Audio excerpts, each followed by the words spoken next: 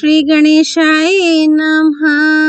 नारायणं नमस्कृत्य नरं चैव नरोत्तमं देवीं सरस्वतीं व्यासं ततो जयमुदीरयेत्। संक्षिप्त महाभारत भीष्म पर्व अध्याय 314 से अध्याय 317। अध्याय 314 राजा युधिष्ठिर का भीष्म, द्रोण, कृप और शल्य के पास जाकर उन्हें प्रणाम करके युद्ध करने के लिए आज्ञा और आशीर्वाद मांगना। वैशंपायन जी कहते हैं, राजन, गीता स्वयं भगवान कमलनाथ के मुख कमल से निकली है, इसलिए इसी का अच्छी तरह स्वाध्याय करना चाहिए। अन्य बहुत से शास्त्रों का संग्रह करने से क्या लाभ है? गीता में सब शास्त्रों का समावेश हो जाता है। भगवान सर्वदेवमय है। गंगा में सब तीर्थों का वास है तथा मनु जी सकल वेद स्वरूप है। गीता, गंगा, गायत्री और गोविंद, इन गकार युक्त 4 नामों के हृदय में स्थित होने पर फिर इस संसार में जन्म नहीं लेना पड़ता। श्री कृष्ण ने भारतामृत के सारभूत गीता को बिलोकर उसे अर्जुन के मुख में होमा है। संजय ने कहा, तब अर्जुन को बाण और गांडीव धनुष धारण किए देखकर महारथियों ने फिर सिंहनाद किया। उस समय पांडव, सोमक और उनके अनुयायी दूसरे राजा लोग प्रसन्न होकर शंख बजाने लगे तथा भेरी, पेशी, क्रकच और नरसिंहों के अकस्मात बज उठने से वहां बड़ा शब्द होने लगा। इस प्रकार दोनों ओर की सेना को युद्ध के लिए तैयार देख महाराज युधिष्ठिर अपने कवच और शस्त्रों को छोड़कर रथ से उतर पड़े और हाथ जोड़े हुए बड़ी तेजी से पूर्व की ओर, जहां शत्रु की सेना खड़ी थी, पितामह भीष्म की ओर देखते हुए पैदल ही चल दिए। उन्हें इस प्रकार जाते देख अर्जुन भी रथ से कूद पड़े और सब भाइयों के साथ उनके पीछे पीछे चल दिए। भगवान श्री कृष्ण तथा दूसरे मुख्य राजा भी बड़ी उत्सुकता से उनके पीछे हो लिए। तब अर्जुन ने कहा, राजन, आपका क्या विचार है? आप हमें छोड़कर पैदल ही शत्रु की सेना में क्यों जा रहे हैं? भीमसेन बोले, राजन, शत्रु पक्ष के सैनिक कवच धारण किए युद्ध के लिए तैयार खड़े हैं। ऐसी स्थिति में आप भाइयों को छोड़कर तथा कवच और शस्त्र डालकर कहां जाना चाहते हैं? नकुल ने कहा, महाराज, आप हमारे बड़े भाई हैं। आपके इस प्रकार जाने से हमारे हृदय में बड़ा भय हो रहा है। बताइए तो सही, आप कहां जाएंगे? सहदेव ने पूछा, राजन, इस महाभयावनी रणस्थली में आ जाने पर अब आप हमें छोड़कर इन शत्रुओं की ओर कहां जा रहे हैं? भाइयों के इस प्रकार पूछने पर भी महाराज युधिष्ठिर ने कोई उत्तर नहीं दिया। वे चुपचाप चलते ही गए। तब चतुर चूड़ामणि श्री कृष्ण ने हंसकर कहा, मैं इनका अभिप्राय समझ गया हूँ। ये भीष्म, द्रोण, कृप और शल्य आदि सब गुरुजनों से आज्ञा लेकर शत्रुओं के साथ युद्ध करेंगे। मेरा ऐसा मत है कि जो पुरुष अपने गुरुजनों की आज्ञा लिए बिना ही उनसे युद्ध करने लगता है, उसे वे स्पष्ट ही शाप दे देते हैं, और जो शास्त्रानुसार उनका अभिवादन करके और उनसे आज्ञा लेकर संग्राम करता है, उसकी अवश्य विजय होती है। इधर जब श्री कृष्ण ऐसा कह रहे थे तो कौरवों की सेना में बड़ा कोलाहल होने लगा और कुछ लोग दंग से रहकर चुपचाप खड़े रहे। दुर्योधन के सैनिकों ने राजा युधिष्ठिर को आते देखा तो वे आपस में कहने लगे, ओहो, यही कुल कलंक युधिष्ठिर है। देखो, अब यह डरकर अपने भाइयों के सहित शरण पाने की इच्छा से भीष्म जी के पास आ रहा है। अरे, इसकी पीठ पर तो अर्जुन, भीम, नकुल, सहदेव जैसे वीर हैं, फिर भी इसे भय ने कैसे दबा लिया? ऐसा कहकर फिर वे सैनिक कौरवों की प्रशंसा करने लगे और प्रसन्न होकर अपनी ध्वजाएं फहराने लगे। इस प्रकार युधिष्ठिर को धिक्कार कर वे सब वीर यह सुनने के लिए कि देखें ये भीष्म जी से क्या कहता है, और रणबांकुरे भीमसेन तथा कृष्ण और अर्जुन इस मामले में क्या बोलते हैं, चुप हो गए। इस समय महाराज युधिष्ठिर की इस चेष्टा से दोनों ही पक्षों की सेनाएं बड़े संदेह में पड़ गईं। महाराज युधिष्ठिर शत्रुओं की सेना के बीच में होकर भीष्म जी के पास पहुँचे और दोनों हाथों से उनके चरण पकड़कर कहने लगे, अजय पितामह, मैं आपको प्रणाम करता हूँ। मुझे आपसे युद्ध करना होगा। आप मुझे आज्ञा दीजिए और साथ ही आशीर्वाद देने की कृपा भी कीजिए।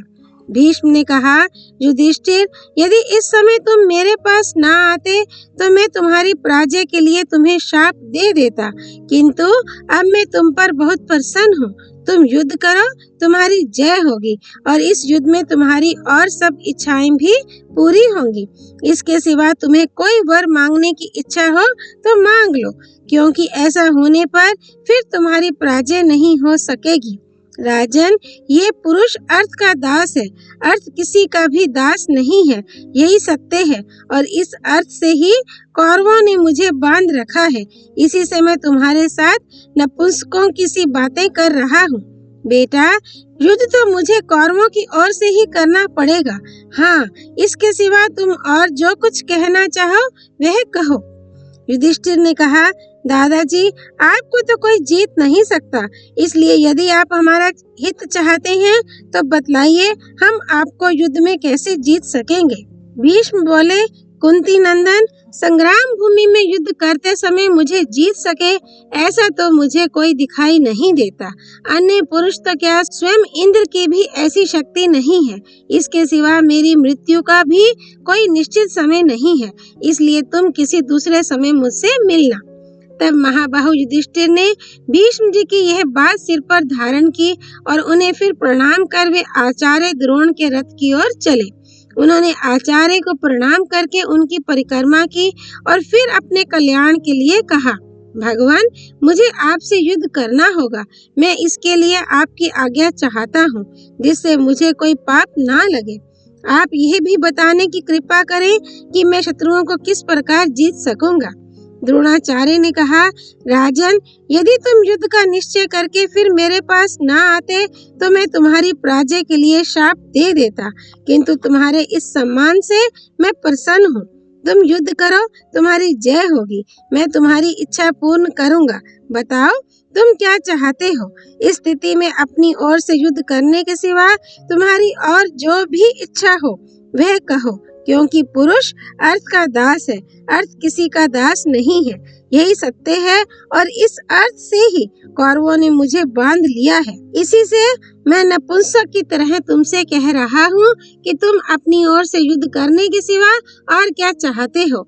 मैं युद्ध तो कौरवों की ओर से करूँगा, तो भी विजय तुम्हारी ही चाहता हूँ। युधिष्ठिर ने कहा, ब्राह्मण, आप कौरवों की ओर से ही युद्ध करें, किंतु मैं यही वर मांगता हूँ कि मेरी विजय चाहें और मुझे उपयोगी परामर्श दें। द्रोणाचार्य बोले, राजन, तुम्हारे सलाहकार स्वयं श्री कृष्ण हैं, इसलिए तुम्हारी विजय तो निश्चित है। मैं तुम्हें युद्ध के लिए आज्ञा देता हूँ। तुम रणांगण में शत्रुओं का संहार करोगे। जहाँ धर्म रहता है वहीं श्री कृष्ण रहते हैं और जहाँ श्री कृष्ण रहते हैं वहीं जय रहती है। कुंती नंदन, अब तुम जाओ, युद्ध करो और तुम्हें जो पूछना हो पूछो, मैं तुम्हें क्या सलाह दूं। युधिष्ठिर ने कहा, आचार्य, आपको प्रणाम करके मैं यही पूछता हूँ कि आपके वध का क्या उपाय है। द्रोणाचार्य बोले, राजन, संग्राम भूमि में रथ पर आरूढ़ हो जब मैं क्रोध में भरकर बाणों की वर्षा करूंगा, उस समय मुझे मार सके ऐसा तो कोई शत्रु दिखाई नहीं देता।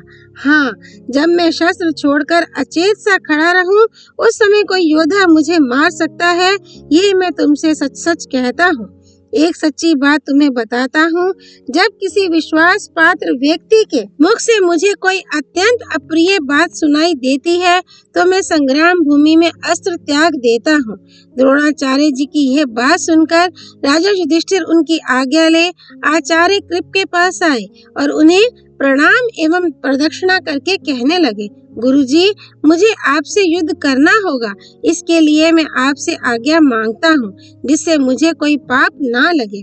इसके सिवा आपकी आज्ञा होने पर मैं शत्रुओं को भी जीत सकूंगा।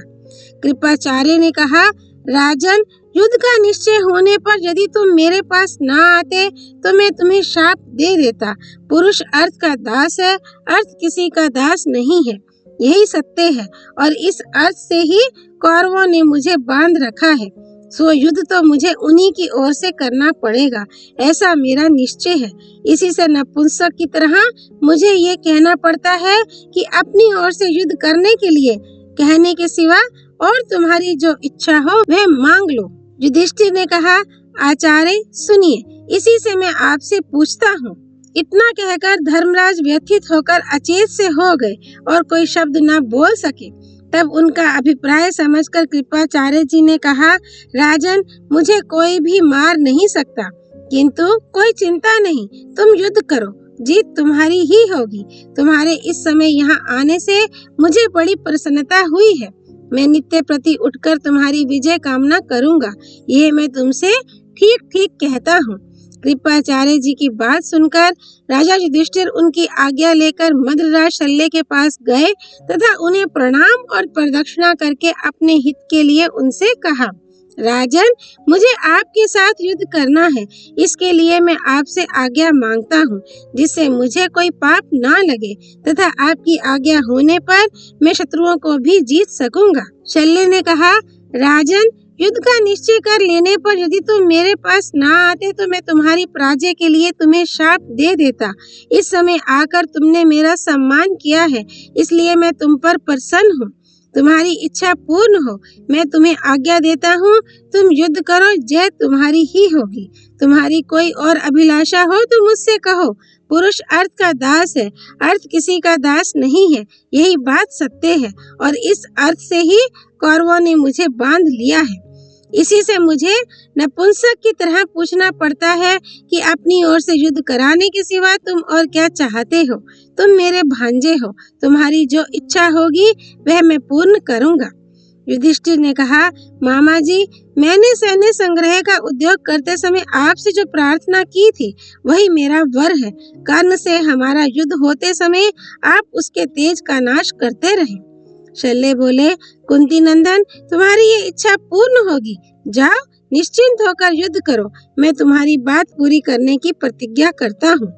संजय कहते हैं, राजन, मद्रराज शल्य से आज्ञा लेकर राजा युधिष्ठिर अपने भाइयों सहित उस विशाल वाहिनी से बाहर आ गए। इस बीच में श्री कृष्ण कर्ण के पास गए और उससे कहा कि मैंने सुना है भीष्म जी से द्वेष होने के कारण तुम युद्ध नहीं करोगे। यदि ऐसा है तो जब तक भीष्म नहीं मारे जाते तब तक तुम हमारी ओर आ जाओ। उनके मारे जाने पर फिर तुम्हें दुर्योधन की सहायता करनी ही उचित जान पड़े तो फिर हमारे मुकाबले में आकर युद्ध करना। कर्ण ने कहा, केशव, मैं दुर्योधन का अप्रिय कभी नहीं करूंगा। आप मुझे प्राणपण से दुर्योधन का हितैषी समझे। कर्ण की यह बात सुनकर श्री कृष्ण वहां से लौट आए और पांडवों में आ मिले। इसके बाद महाराज युधिष्ठिर ने सेना के बीच में खड़े होकर उच्च स्वर से कहा, जो वीर हमारा साथ देना चाहे अपनी सहायता के लिए मैं उसका स्वागत करने को तैयार हूँ। ये सुनकर युधिष्ठिर बड़ा प्रसन्न हुआ। उसने पांडवों की ओर देखकर धर्मराज युधिष्ठिर से कहा, महाराज, यदि आप मेरी सेवा स्वीकार करें तो मैं इस महायुद्ध में आपकी ओर से कौरवों के साथ युद्ध करूंगा। युधिष्ठिर ने कहा, युधिष्ठिर, आओ आओ, हम सब मिलकर तुम्हारे मूर्ख भाइयों से युद्ध करेंगे। महाबाहो, मैं तुम्हारा स्वागत करता हूँ, तुम हमारी ओर से संग्राम करो। मालूम होता है महाराज धृतराष्ट्र का वंश भी तुमसे ही चलेगा और तुमसे ही उन्हें पिंड मिलेगा। राजन, फिर युधिष्ठिर दुंदुभि घोष के साथ तुम्हारे पुत्रों को छोड़कर पांडवों की सेना में चला गया।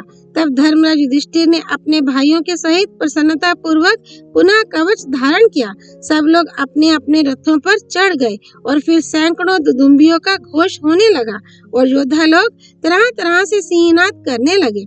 पांडवों को रथ में बैठे देखकर धृष्टद्युम्न आदि सब राजाओं को बड़ा हर्ष हुआ। पांडवों ने माननीयों का मान करने का गौरव प्राप्त किया है। ये देखकर राजाओं ने उनका बड़ा सत्कार किया तथा अपने बंधु बांधवों के प्रति उनकी सुहृदता, कृपा और दया की बड़ी चर्चा करने लगे। अध्याय 315। युद्ध का आरंभ, दोनों पक्षों के वीरों का परस्पर भिड़ना। राजा धृतराष्ट्र ने कहा, संजय, इस प्रकार जब मेरे पुत्र और पांडवों की सेनाओं की व्यूह रचना हो गई तो उन दोनों में से पहले किसने प्रहार किया? संजय ने कहा, राजन, तब भाइयों के सहित आपका पुत्र दुर्योधन भीष्म जी को आगे रखकर सेना सहित बढ़ा। इसी प्रकार भीमसेन के नेतृत्व में सब पांडव लोग भी भीष्म से युद्ध करने के लिए प्रसन्नता से आगे आए। इस प्रकार दोनों सेनाओं में घोर युद्ध होने लगा। पांडवों ने हमारी सेना पर आक्रमण किया और हमने उन पर धावा बोल दिया। दोनों ओर से ऐसा भीषण शब्द हो रहा था कि सुनकर रोंगटे खड़े हो जाते थे। उस समय महाबाहु भीमसेन तो सांड की तरह गरज रहे थे। उनकी दहाड़ से आपकी सेना का हृदय हिल उठा तथा सिंह की दहाड़ सुनकर जैसे दूसरी जंगली जानवरों का मलमूत्र निकल जाता है, उसी प्रकार आपकी सेना के हाथी, घोड़े आदि वाहन भी मलमूत्र त्यागने लगे। भीमसेन विकट रूप धारण करके आगे बढ़ने लगे। ये देखकर आपके पुत्रों ने उन्हें बाणों से इस प्रकार ढक दिया जैसे मेघ सूर्य को छिपा लेते हैं। इस समय दुर्योधन, दुर्मुख, दुस्सहा, शल, दुशासन, दुर्मर्शन, विवंशति, चित्रसेन, विकर्ण, पुरुमित्र, जय, भोज और सोमदत्त का पुत्र भूरिश्रवा, ये सभी बड़े बड़े धनुष चढ़ाकर विषधर सर्पों के समान बाण छोड़ रहे थे। दूसरी ओर से द्रौपदी के पुत्र अभिमन्यु, नकुल, सहदेव और धृष्टद्युम्न अपने बाणों से आपके पुत्रों को पीड़ित करते हुए बढ़ रहे थे। इस प्रकार प्रत्यंचाओं की भीषण टंकार के साथ ये पहला संग्राम हुआ। इसमें दोनों पक्षों के वीरों में से किसी ने पीछे पैर नहीं रखा। इसके बाद शांतनु नंदन भीष्म अपना कालदंड के समान भीषण धनुष लेकर अर्जुन के ऊपर झपटे और परम तेजस्वी अर्जुन भी अपना जगत विख्यात गांडीव धनुष चढ़ाकर भीष्म पर टूट पड़े। वे दोनों कुरुवीर एक दूसरे को मारने की इच्छा से युद्ध करने लगे। भीष्म ने अर्जुन को बींध डाला, फिर भी वे टस से मस ना हुए। इसी प्रकार अर्जुन भी भीष्म जी को संग्राम से विचलित नहीं कर सके। इसी समय सात्यकी ने कृतवर्मा पर आक्रमण किया। उनका भी बड़ा भीषण और रोमांचकारी युद्ध होने लगा। महान धनुर्धर कौशलराज भृतबल से अभिमन्यु भिड़ा हुआ था। उसने अभिमन्यु के रथ की ध्वजा को काट दिया और सारथी को भी मार डाला। इससे अभिमन्यु को बड़ा क्रोध हुआ। उसने 9 बाण छोड़कर भृतबल को बीन दिया तथा 2 तीखे बाण छोड़कर एक से उसकी ध्वजा काट दी और दूसरे से सारथी और चक्र रक्षक को मार गिराया। भीमसेन का आपके पुत्र दुर्योधन से संग्राम हो रहा था। ये दोनों महाबली योद्धा रणांगण में एक दूसरे पर बाणों की वर्षा कर रहे थे। उन चित्रयोधी वीरों को देखकर सभी को बड़ा विस्मय होता था। इसी समय दुशासन महाबली नकुल से भिड़ गया और दुर्मुख सहदेव पर चढ़ आया और बाणों की वर्षा करके उसे व्यथित करने लगा। तब सहदेव ने एक बहुत ही तीखा बाण छोड़कर उसके सारथी को मार डाला। फिर वे दोनों वीर आपस में बदला लेने के विचार से एक दूसरे को भयंकर बाणों से पीड़ित करने लगे। स्वयं महाराज युधिष्ठिर शल्य के सामने आए।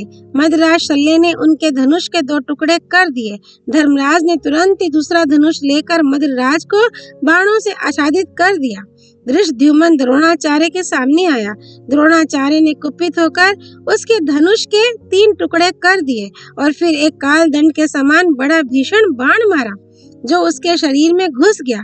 तब धृष्टद्युम्न ने दूसरा धनुष लेकर 14 बाण छोड़े और द्रोणाचार्य जी को बीन दिया। इस प्रकार वे दोनों वीर क्रोध में भरकर बड़ा तुमुल युद्ध करने लगे।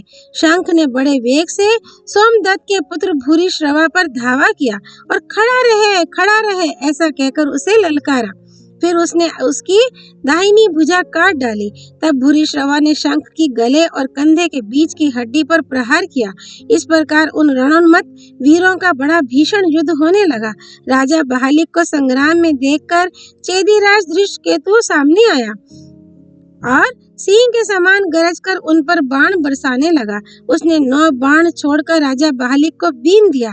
फिर वे दोनों वीर क्रोध में भरकर गर्जना करते हुए एक दूसरे से लड़ने लगे। राक्षस राज अलम्बुश के साथ क्रूर कर्मा घटोत्कच भिड़ गया। घटोत्कच ने 90 बाण मारकर अलम्बुश को छेद डाला तथा अलम्बुश ने भी भीम सुवन घटोत्कच को झुकी नोक वाले बाणों से छलनी छलनी कर दिया। महाबली शिखंडी ने द्रोण पुत्र अश्वत्थामा पर आक्रमण किया। तब अश्वत्थामा ने तीखे तीरों से बींधकर शिखंडी को अधीर कर दिया। फिर शिखंडी ने भी एक अत्यंत तीखे बाण से द्रोण पुत्र पर चोट की। इस प्रकार वे संग्राम भूमि में एक दूसरे पर तरह तरह के बाणों से प्रहार करने लगे। सेना नायक विराट महावीर भगदत्त से भिड़ गए और उनका घोर युद्ध होने लगा। मेघ जिस प्रकार पर्वत पर जल बरसाता है, उसी प्रकार विराट ने भगदत्त पर बाणों की वर्षा की और मेघ जैसे सूर्य को ढक लेता है, वैसे ही भगदत्त ने राजा विराट को अपने बाणों से आच्छादित कर दिया। आचार्य कृप ने केकेराज वृत्रक्षत्र पर धावा किया और अपने बाणों से उसे बिल्कुल ढक दिया। इसी प्रकार केकेराज ने कृपाचार्य को बाणों में विलीन कर दिया। उन दोनों ने एक दूसरे के घोड़ों को मारकर धनुष काट डाले। इस प्रकार रथहीन होकर वे खड़ग युद्ध करने के लिए आमने सामने आ गए। उस समय उनका बड़ा ही भीषण और कठोर युद्ध हुआ। राजा द्रुपद ने जयद्रथ पर आक्रमण किया। जयद्रथ ने 3 बाण छोड़कर द्रुपद को घायल कर दिया और द्रुपद ने जयद्रथ को बाणों से बींध दिया। आपके पुत्र विकर्ण ने सुत सोम पर धावा किया। दोनों में युद्ध ठन गया। उन दोनों ने एक दूसरे को बाणों से बींध दिया, परंतु उनमें से किसी ने भी पीछे पैर नहीं रखा। महारथी चेकितान सुशर्मा पर चढ़ आया, किंतु सुशर्मा ने भीषण बाण वर्षा करके उसे आगे बढ़ने से रोक दिया। तब चेकितान ने भी गुस्से में भरकर अपने बाणों से सुशर्मा को आच्छादित कर दिया। शकुनी ने परम पराक्रमी प्रतिविंध्य पर आक्रमण किया, किंतु युधिष्ठिर कुमार प्रतिविंध्य ने अपने पहने बाणों से उसे छिन्न-भिन्न कर दिया। सहदेव के पुत्र श्रुतकर्मा ने काम्बोज महारथी सुदक्षिण पर धावा किया। सुदक्षिण ने उसे अपने बाणों से बींध दिया, फिर भी वह युद्ध से डिगा नहीं। फिर वह क्रोध में भरकर अनेकों बाणों से सुदक्षिण को विदीर्ण सा करता हुआ घोर युद्ध करने लगा। अर्जुन का पुत्र इरावान शतायु के सामने आया और उसके घोड़ों को मार डाला। इस पर शतायु ने कुपित होकर अपनी गदा से इरावान के घोड़ों को नष्ट कर दिया। फिर उन दोनों का घोर युद्ध होने लगा। महारथी कुंती भोज से अवंती राज विंद और अनुविंद का संघर्ष हुआ। वे अपनी अपनी विशाल वाहिनियों के सहित संग्राम करने लगे। अनुविंद ने कुंती भोज पर गदा चलाई और कुंती भोज ने तुरंत ही उसे अपने बाणों से ढक दिया। कुंती भोज के पुत्र ने बाण बरसाकर विंद को व्यथित कर दिया और विंद ने उसे अपने बाणों से विदीर्ण कर दिया। इस प्रकार उनमें बड़ा अद्भुत युद्ध होने लगा। कैकेय देश के 5 सहोदर राजपुत्र गंधार देश के 5 राजकुमारों से युद्ध करने लगे। साथ ही उन दोनों देशों की सेनाएं भी भिड़ गईं। आपका पुत्र वीरबाहु राजा विराट के पुत्र उत्तर से लड़ने लगा और उसे अपने पहने बाणों से बींध दिया। इसी प्रकार उत्तर ने भी तीखे तीखे तीर छोड़कर उस वीर को व्यथित कर दिया। चेदी राज ने उल्लुक पर धावा किया और बाणों की वर्षा करके उसे पीड़ित करने लगा, तथा उल्लुक ने भी उसे तीखे तीखे बाणों से बींधना आरंभ किया। इस प्रकार एक दूसरे को विदीर्ण करते हुए उनका बड़ा भीषण युद्ध होने लगा। उस समय सब वीर ऐसे उन्मत्त हो रहे थे कि कोई किसी को पहचान नहीं पाता था। हाथी हाथी के साथ, रथी रथी के साथ, घुड़सवार घुड़सवार के साथ और पैदल पैदल के साथ भिड़े हुए थे। इस प्रकार एक दूसरे से भिड़कर उन योद्धाओं का बड़ा दुर्धर्ष और घमासान युद्ध होने लगा। उस समय देवता, ऋषि, सिद्ध और चारण भी वहां आकर उस देवासुर संग्राम के समान घोर युद्ध को देखने लगे। राजन, उस संग्राम भूमि में लाखों पदाति मर्यादा छोड़कर युद्ध कर रहे थे। वहां पिता पुत्र की ओर नहीं देखता था और पुत्र पिता को नहीं गिनता था। इसी प्रकार भाई भाई की, भांजा मामा की, मामा भांजे की और मित्र मित्र की परवाह नहीं करता था। ऐसा जान पड़ता था मानो वे भूतों से आविष्ट होकर युद्ध कर रहे हैं। इस प्रकार जब वह संग्राम मर्यादाहीन और अत्यंत भयानक हो गया तो भीष्म के सामने पड़ते ही पांडवों की सेना थर्रा उठी। अध्याय 316 अभिमन्यु, उत्तर और श्वेत का संग्राम तथा उत्तर और श्वेत का वध। संजय ने कहा, राजन, इस दारुण दिवस का पहला भाग बीतते बीतते जब अनेकों बांकुरे वीरों का भीषण संहार हो गया, तब आपके पुत्र दुर्योधन की प्रेरणा से दुर्मुख, कृतवर्मा, कृप, शल्य और विवंशति पितामह भीष्म के पास चले आए। इन 5 अतिरथियों से सुरक्षित होकर वे पांडवों की सेना में घुसने लगे। ये देखकर क्रोधातुर अभिमन्यु अपने रथ पर चढ़ा हुआ भीष्म जी और उन पांचों महारथियों के सामने आकर डट गया। उसने एक पैने बाण से भीष्म जी की ताड़ के चिन्ह वाली ध्वजा काट दी और फिर उन सब के साथ संग्राम छेड़ दिया। उसने कृतवर्मा को 1, शल्य को 5 और पितामह को 9 बाणों से बीन दिया। फिर एक झुकी हुई नोक वाले बाण से दुर्मुख के सारथी का सिर धड़ से अलग कर दिया और एक बाण से कृपाचार्य का धनुष काट डाला। इस प्रकार रणभूमि में नृत्य सा करते हुए उसने बड़े तीखे बाणों से सभी वीरों पर वार किया। उसका ऐसा हस्त लाघव देखकर देवता लोग भी प्रसन्न हो गए तथा भीष्म आदि महारथियों ने भी उसे साक्षात अर्जुन के समान ही समझा।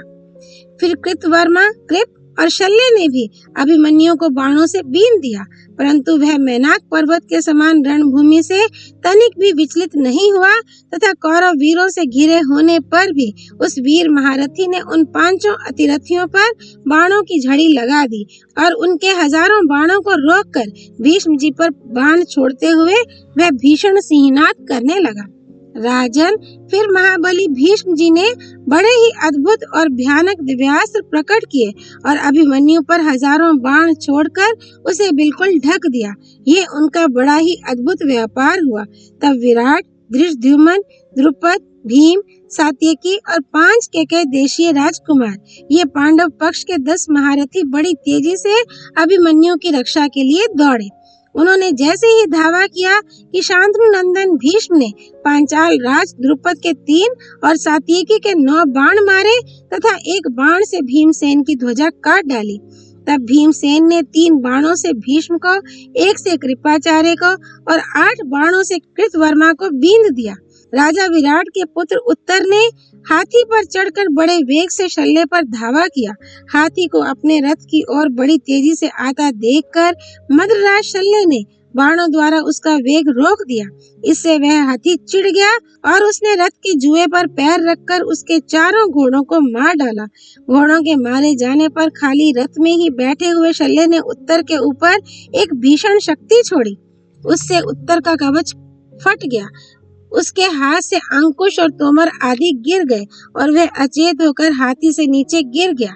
फिर शल्य तलवार लिए रथ से कूद पड़े और उस हाथी की सूंड काट दी। इससे वह भयंकर चीत्कार करता मर गया।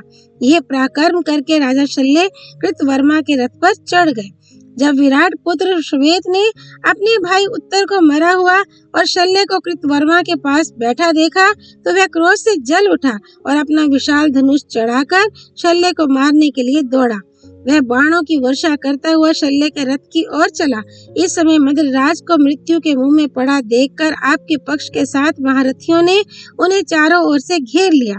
कौशलराज भृतबल, मगधराज जयसेन, शल्य पुत्र रुकमरथ, काम्भोज नरेश सुदक्षिण, विंद, अनुविंद और जयद्रथ, ये 7 वीर श्वेत के सिर पर बाणों की वर्षा करने लगे। सेनापति श्वेत ने 7 बाणों से उन 7 के धनुष काट डाले। उन्होंने आधे निमिष में ही दूसरे धनुष लेकर श्वेत पर 7 बाण छोड़े, किंतु महामना श्वेत ने 7 बाण छोड़कर फिर उनके धनुष काट दिए। तब उन महारथियों ने शक्तियां लेकर भीषण गर्जना करते हुए उन्हें श्वेत पर छोड़ा, परंतु अस्त्र विद्या के पारगामी श्वेत ने 7 ही बाणों से उन्हें भी काट दिया। फिर उसने एक भीषण बाण लेकर उसे रुकमरथ पर छोड़ा। उसकी गहरी चोट लगने से रुकमरथ अचेत होकर रथ के पिछले भाग में बैठ गया। उसे अचेत देखकर उसका सारथी तुरंत ही सब लोगों के देखते देखते रणभूमि से अलग ले गया। फिर श्वेत कुमार ने 6 बाण चढ़ाकर उन 6 महारथियों की ध्वजाओं के अग्रभाग काट दिए और उनके घोड़े तथा सारथियों को भी बींध डाला। इसके पश्चात उन्हें बाणों से आच्छादित कर स्वयं शल्य के रथ की ओर चला। इससे आपकी सेना में बड़ा कोलाहल होने लगा। तब सेनापति श्वेत को शल्य की ओर जाते देख आपका पुत्र दुर्योधन भीष्म को आगे कर सारी सेना के सहित श्वेत के रथ के सामने आया और मृत्यु के मुख में पड़े हुए राजा शल्य को उससे मुक्त किया। बस बड़ा ही घोर और रोमांचकारी युद्ध होने लगा तथा पितामह भीष्म अभिमन्यु, भीमसेन, सात्यकी, केकय राजकुमार, धृष्टद्युम्न, द्रुपद और चेदी तथा मत्स्य देश के राजाओं पर बाणों की वर्षा करने लगे। राजा धृतराष्ट्र ने पूछा, संजय, जब राजकुमार श्वेत शल्य के रथ के सामने पहुंचा तो कौरव, पांडव और शांतनु नंदन भीष्म जी ने क्या किया, ये मुझे बताओ। संजय ने कहा, राजन, उस समय लाखों क्षत्रिय वीर राजकुमार श्वेत की रक्षा कर रहे थे। उन्होंने पितामह भीष्म के रथ को घेर लिया। बड़ा ही घनघोर युद्ध होने लगा। भीष्म जी ने मार काट मचाकर अनेकों रथों को सूना कर दिया। उस समय उनका पराक्रम बड़ा ही अद्भुत था। इधर राजकुमार श्वेत ने भी हजारों रथियों का सफाया कर दिया और अपने पहने बाणों से उनके सिर उड़ा दिए। मैं भी श्वेत के भय से अपना रथ छोड़कर भाग आया। इसी से महाराज के दर्शन कर सका हूँ। इस भीषण कटाकटी के समय एकमात्र भीष्म जी ही सुमेरु के समान अचल खड़े हुए थे। वे अपने दुस्तेज प्राणों का मोह छोड़कर निर्भीक भाव से पांडवों की सेना का संहार कर रहे थे। जब उन्होंने देखा कि श्वेत बड़ी तेजी से कौरव सेना को नष्ट कर रहा है, तो वे झटपट उसके सामने आ गए, किंतु श्वेत ने भीषण बाण वर्षा करके उन्हें बिल्कुल ढक दिया। भीष्म जी ने भी श्वेत पर बड़ी भारी बाण वर्षा की। उस समय यदि श्वेत ने रक्षा न की होती, तो भीष्म जी एक दिन में ही सारी पांडव सेना को नष्ट भ्रष्ट कर देते। जब पांडवों ने देखा कि श्वेत ने भीष्म जी का भी मुंह फेर दिया है, तो वे बड़े प्रसन्न हुए। पर आपका पुत्र दुर्योधन उदास हो गया। वह अत्यंत क्रोध में भरकर अनेकों अन्य राजाओं के सहित सारी सेना लेकर पांडवों पर टूट पड़ा। उसी की प्रेरणा से दुर्मुख, कृतवर्मा, कृपाचार्य और शल्य भीष्म की रक्षा कर रहे थे। श्वेत ने जब देखा कि दुर्योधन तथा कई अन्य राजा मिलकर पांडवों की सेना का संहार कर रहे हैं, तो वह भीष्म जी को छोड़कर कौरवों की सेना का विध्वंस करने लगा। इस प्रकार आपकी सेना को तितर बितर करके वह फिर भीष्म जी के सामने आकर डट गया। फिर वे दोनों वीर इंद्र और वृत्रासुर के समान एक दूसरे के प्राणों के ग्राहक होकर लड़ने लगे। श्वेत ने खिलखिलाकर हंसते हुए 9 बाण छोड़कर भीष्म जी के धनुष के 10 टुकड़े कर दिए और एक बाण से उनकी ध्वजा काट डाली। ये देखकर आपके पुत्रों ने समझा कि अब श्वेत के पंजे में पड़कर भीष्म जी मारे जाएंगे तथा पांडव लोग प्रसन्न होकर शंख बजाने लगे।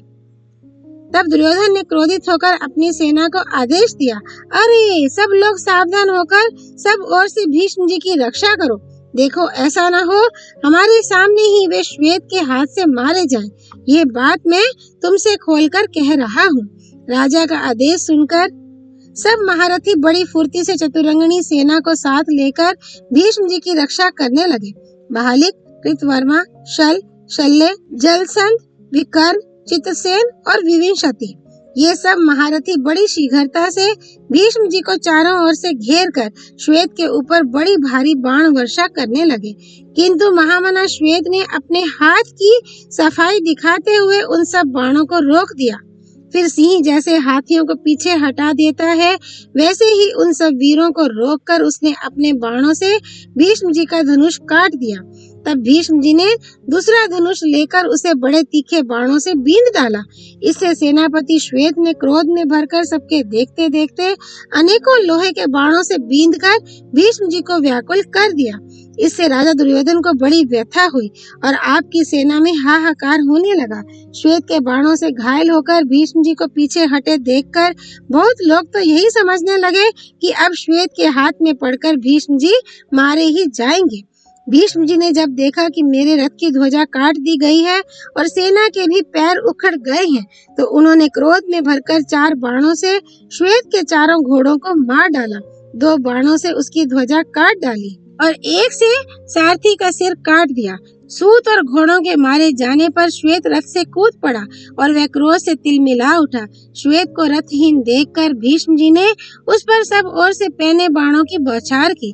तब उसने धनुष को अपने रथ में फेंककर एक कालदंड के समान प्रचंड शक्ति ली और जरा पुरुषत्व धारण करके खड़े रहो, मेरा पराक्रम देखो, ऐसा कहकर उसे भीष्म जी पर छोड़ दिया। उस भीषण शक्ति को आती देख आपके पुत्र हाहाकार करने लगे, किंतु भीष्म जी तनिक भी नहीं घबराए। उन्होंने 8-9 बाण मारकर उसे बीच ही में काट दिया। ये देखकर आपकी ओर के सब लोग जय जयकार करने लगे। तब विराट पुत्र श्वेत ने क्रोध की हंसी हंसते हुए भीष्म जी का प्राणांत करने के लिए गदा उठाई और बड़े वेग से उनकी ओर दौड़ा। भीष्म जी ने देखा कि उसके वेग को रोका नहीं जा सकता, अतः वे उसका वार बचाने के लिए पृथ्वी पर कूद पड़े। श्वेत ने उसे घुमाकर भीष्म जी के रथ पर छोड़ा और उसके लगते ही उनका रथ, सारथी, ध्वजा और घोड़ों के सहित चूर चूर हो गया। भीष्म जी को रथहीन देखकर शल्य आदि दूसरे रथी अपने अपने रथ लेकर दौड़े। तब वे दूसरे रथ पर चढ़कर हंसते हुए श्वेत की ओर बढ़े। उसी समय भीष्म को आकाशवाणी हुई, महाबाहु भीष्म, शीघ्र ही इसे मारने का उपाय करो। विश्वकर्ता विधाता ने यही इसके वध का समय निश्चित किया है। ये आकाशवाणी सुनकर भीष्म बड़े प्रसन्न हुए और उसे मार डालने का निश्चय किया।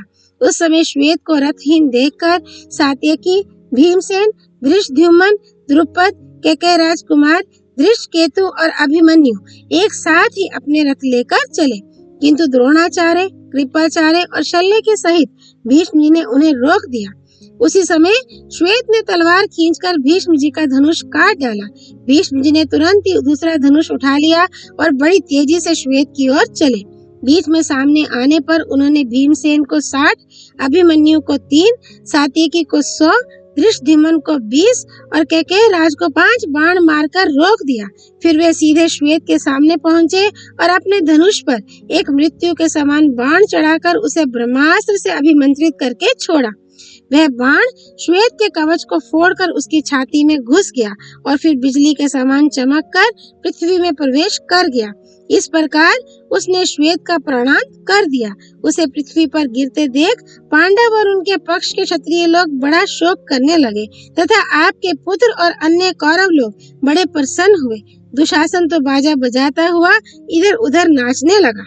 अध्याय 317 युधिष्ठिर की चिंता, कृष्ण का आश्वासन और क्रौंच व्यूह की रचना। धृतराष्ट्र ने पूछा, संजय, सेनापति श्वेत जब युद्ध में शत्रुओं के हाथ से मारा गया तो उसके पश्चात महान धनुर्धर पांचाल वीरों ने पांडवों के साथ मिलकर क्या किया? संजय ने कहा, महाराज, स्थिर होकर सुनिए। उस भयंकर दिन के पूर्वाह्न का अधिकांश भाग बीत जाने पर लगभग दोपहर के समय आपकी तथा शत्रु की सेनाओं में पुनः युद्ध होने लगा। विराट के सेनापति श्वेत को मरा हुआ और कृतवर्मा के साथ शल्य को युद्ध के लिए तैयार देखकर आहुति पड़ने से प्रज्वलित हुई अग्नि के समान राजकुमार शंख क्रोध से जल उठा। उस बलवान वीर ने अपना महान धनुष चढ़ाकर मद्रराज शल्य को मार डालने की इच्छा से उन पर आक्रमण किया। उस समय बहुत से रथ चारों ओर से शंख की रक्षा कर रहे थे। वह बाणों की वर्षा करता हुआ शल्य के रथ के पास पहुंच गया। तब मौत के मुंह में पड़े हुए मद्रराज शल्य को बचाने के लिए आपकी सेना के साथ महारथी वृद्धबल, जेतसेन, रुक्मरथ, विंध, अनुविंध, सुदक्षिण और जयद्रथ उन्हें चारों ओर से घेर कर खड़े हो गए और शंख के मस्तक पर बाणों की वर्षा करने लगे। उन सातों को एक साथ प्रहार करते देख सेनापति शंख क्रोध में भर गया और भल नाम के 7 तीखे बाणों से उन सातों के धनुष काटकर सिंहनाद करने लगा। तब महाबाहु भीष्म मेघ के समान गर्जना करते हुए विशाल धनुष हाथ में लेकर शंख पर चढ़ आए। उन्हें आते देख पांडवी सेना भय से थर्रा उठी। इतने ही में भीष्म से शंख की रक्षा करने के लिए अर्जुन उसके आगे आकर खड़े हो गए। फिर तो भीष्म जी के साथ इन्हीं का युद्ध छिड़ गया। इधर शल्य ने हाथ में गदा ले अपने रथ से उतरकर शंख के चारों घोड़ों को मार डाला। जब घोड़े मर गए तो शंख भी तलवार हाथ में लेकर तुरंत रथ से कूद पड़ा और अर्जुन के रथ पर जा बैठा। वहां जाने पर ही उसे कुछ शांति मिली।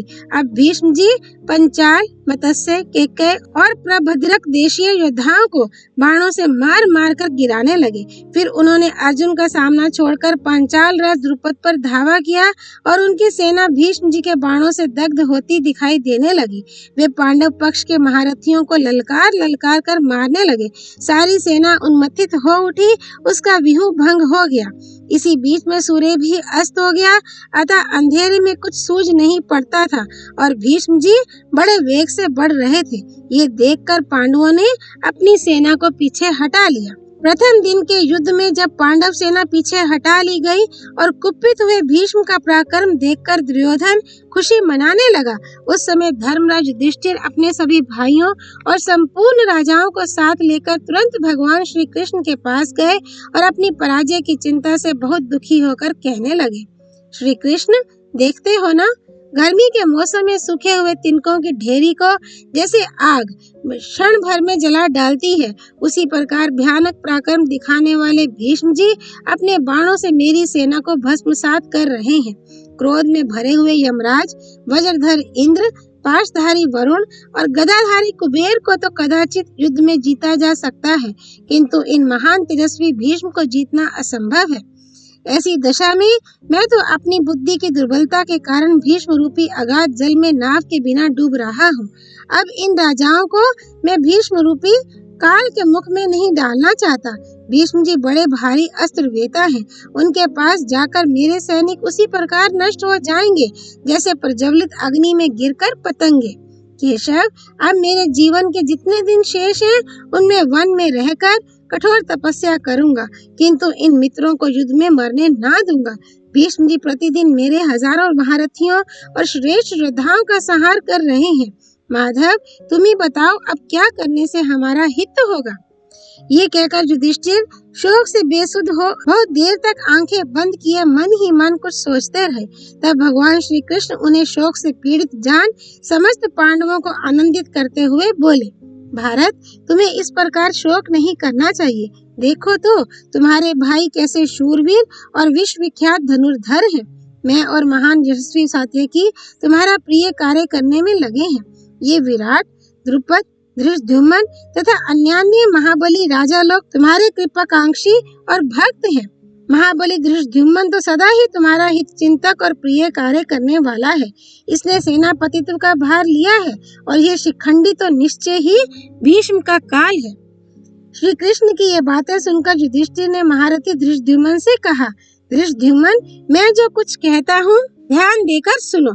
तुम मेरी बात टालोगे नहीं। तुम हमारे सेनापति हो। भगवान वासुदेव ने तुम्हें ये सम्मान दिया है।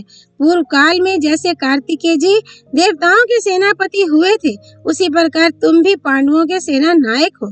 पुरुष सिंह, अब अपना पराक्रम दिखाओ और कौरवों का संहार करो।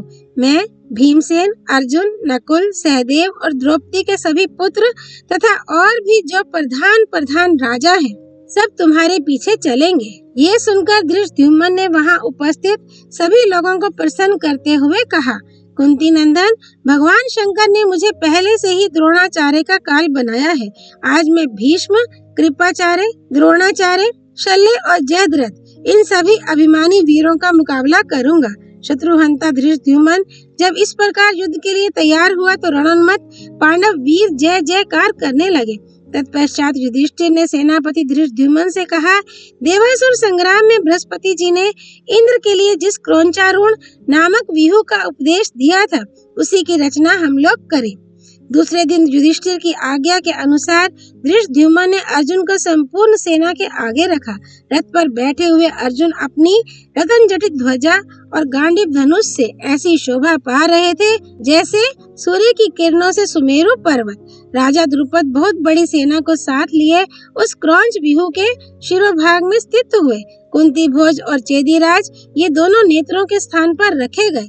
दाशारणक, प्रभद्रक, अनुपक और किरातों का समूह ग्रीवा के स्थान पर था। पटचर, पौंड्र, पौर्वक और निषादों के साथ राजा युधिष्ठिर उसके पृष्ठभाग में खड़े हुए। उसके दोनों पंखों के स्थान में भीमसेन और धृष्टद्युम्न थे। द्रौपदी के पुत्र अभिमन्यु, महारथी सात्यकी तथा पिशाच, दरत, पुंड्र, कुंडीविष, मारुत, धेनुक, तंगण, परतंगण, बालिक, तित्तिर, चोल और पांडे देशों के वीर दक्षिण पक्ष में स्थित हुए और अग्निवेशे, हुंड, मालव, दानभारी, शब्बर, उद्भस, वस तथा नाकुल देशीय वीरों के साथ नकुल और सहदेव वाम पक्ष में स्थित हुए।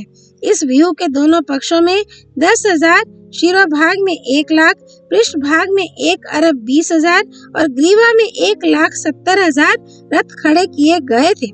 दोनों पक्षों के आगे, पीछे और सब किनारों पर पर्वत के समान ऊंचे गजराजों की कतारें थीं। विराट, केके, काशीराज और शैब्य ये उसके जंघा स्थान की रक्षा करते थे। इस प्रकार उस महाव्यूह की रचना करके पांडव अस्त्र शस्त्र और कवच आदि से सुसज्जित हो युद्ध के लिए सूर्योदय की प्रतीक्षा करने लगे। ओम तत्सत। नारायण स्वरूप भगवान श्री कृष्ण की जय। भगवती सरस्वती देवी की जय। भगवान व्यास अवतार श्री कृष्ण द्वैपायन की जय। श्री हरि अर्पणमस्तु।